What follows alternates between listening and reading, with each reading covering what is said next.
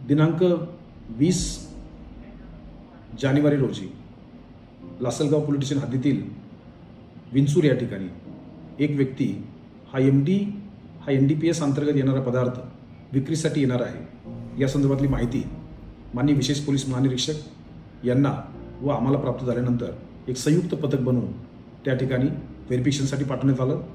त्यामध्ये जो व्यक्ती आहे याकूब खालिद मोमीन याच्या कब्जामध्ये साधारणतः 315 ग्रॅम MD हे त्याच्या स्कूटीमध्ये आढळलं।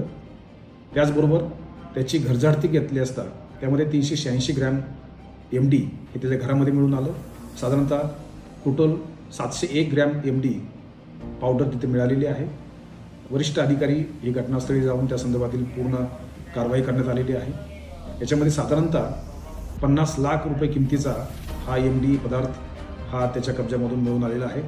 पुढील कारवाई लासलगावचे प्रभारी अधिकारी करत आहेत। झिरो टॉलरन्स NDPS या बाबतीमध्ये संपूर्ण जिल्ह्यामध्ये मोहीम सुरू आहे। NDPSच्या कोणत्याही पदार्थ जर कुठेही आढळले तर या बाबतीमध्ये कडक कारवाई ही करण्यात येत आहे। वेगवेगळी पथकं निर्माण करण्यात येत आहेत आणि याचाच एक कडी म्हणून ही कारवाई आहे। या कारवाईमुळे निश्चितपणे NDPSचा झिरो टॉलरन्स या मोहिमेला यश मिळेल, बळ मिळेल। थँक्यू।